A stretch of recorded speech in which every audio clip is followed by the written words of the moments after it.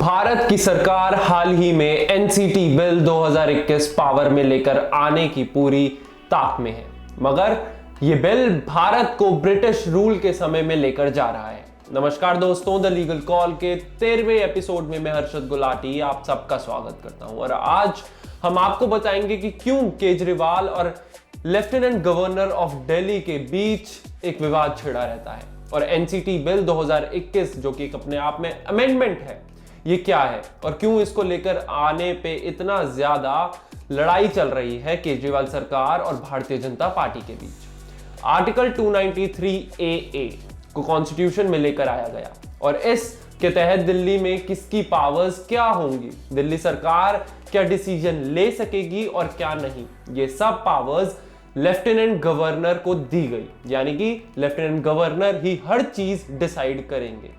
यानी कि free electricity देने से लेकर सड़क पे कितनी बसेस चलेंगी दिल्ली में, ये सब एलजी को दी गई और एलजी ही इन सब की रेख देख करेंगे और दिल्ली सरकार किसी भी हालात में एलजी के डिसीजन को इग्नोर नहीं कर सकती, ये बात भी कही गई।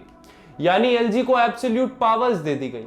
मगर 2018 में आम आदमी पार्टी और लेफ्टिनेंट गवर्नर ऑफ दिल्ली के बीच सुप्रीम कोर्ट में केस हुआ, जिसमें आम आदमी पार्टी का कहना था कि दिल्ली के लेफ्टिनेंट गवर्नर हर फाइल रोक देते हैं। आपने ये बात अक्सर रेडियो और टीवी पे आम आदमी पार्टी के एडवर्टीजमेंट्स में सुनी भी होगी कि हम आप लोगों को फ्री इलेक्ट्रिसिटी देना चाहते हैं, फ्री पानी देना चाहते हैं, सब कुछ फ्री करना चाहते हैं, मगर लेफ्टिनेंट गवर्नर हमारी फाइल रोक देते हैं और जो निर्णय सरकार लेना चाहती है वो गवर्नर लेने नहीं देते। तो इस केस के बाद कोर्ट ने एक बैलेंस क्रिएट करने की कोशिश की और कहा कि जिसमें दिल्ली सरकार को पावर्स दी गई, मगर मेजर डिसीजंस में दिल्ली सरकार को एलजी को भी इंक्लूड करना पड़ेगा, ये बात भी कोर्ट ने साफ कर दी। यानी कि हर चीज बैलेंस आउट करने की कोशिश की गई, ना ही एलजी को पूरी पावर्स दी गई और ना ही आम आदमी पार्टी को।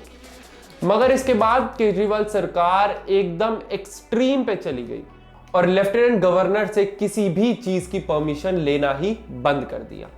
मगर अब सेंट्रल गवर्नमेंट ने एनसीटी बिल 2021 अमेंडमेंट लाकर एक बार फिर लेफ्टिनेंट गवर्नर को इंपॉर्टेंट बनाने की कोशिश की है सरकार में और बेसिकली दिल्ली में। इस बिल के तहत दिल्ली में लिए जा रहे सभी एग्जीक्यूटिव डिसीजन एलजी की परमिशन के बिना नहीं लिए जा सकेंगे। यानी स्थिति एक बार फिर 2018 में जो केस कोर्ट में हुआ था उससे पहले की स्थिति दोबारा बन चुकी है।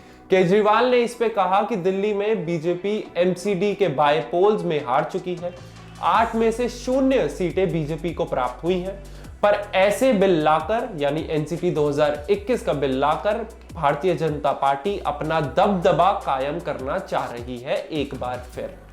वहीं बीजेपी एमसीडी के आदेश गुप्ता ने कहा कि अभी भी यानी एनसीटी बिल के बाद भी 75% पावर जो है वो दिल्ली सरकार के हाथ में ही है। तो क्यों केजरीवाल को इतनी परेशानी हो रही है? अक्सर केजरीवाल सरकार ने मेजर डिसीजंस में अनिल बैजल को लिया होता तो शायद ये बिल लाने की जरूरत ना पड़ती, मगर केजरीवाल सरकार ने हर बड़े डिसीजन में एलजी को पूरी तरह इग्नोर करके उन्हें डाक में रखा और अपनी मनमानी करके सारे डिसीजन और सारे रिफॉर्म्स दिल्ली में लाती गई। कोई भी फाइल एलजी को नहीं भेजी गई 2018 के केस के बाद। यहां पर आपको एक बात समझनी चाहिए कि दिल्ली एक यूनियन टेरिटरी है, इतना ही नहीं दिल्ली नेशनल कैपिटल भी है, तो सेंट्रल गवर्नमेंट के साथ हैंड इन हैंड होकर चलना यहां की राज्य सरकार की मजबूरी है। मगर केजरीवाल सरकार ने ये सब चीजें इग्नोर करी। पर अगर आप अनिल बैजल की तरफ से देखें तो अनिल बैजल ने भी 2018 से पहले अनेकों ऐसे दिल्ली सरकार के लाए रिफॉर्म्स और डिसीजन थे जिनकी फाइल को रोक दिया था और पास नहीं किया था। अब उनकी वजह क्या थी, ये प्रेसिडेंट तक गई थी पर उसकी वजह साफ नहीं की गई थी। मगर आपकी इस पर क्या राय है हमें कमेंट सेक्शन पे जरूर बताएं। क्या एनसीटी बिल 2021 लाना चाहिए जिससे कि दिल्ली के नेशनल कैपिटल रीजन जो है वो सेंट्रल गवर्नमेंट के डायरेक्ट देखरेख में आ जाएगा कहीं ना कहीं, या नहीं, ये हमें कमेंट सेक्शन पे जरूर बताएं। वीडियो को लाइक करें, शेयर करें और चैनल को सब्सक्राइब करके बेल आइकन प्रेस करना बिल्कुल ना भूलें। Harshad Gulati, VFN news and democracy is beautiful.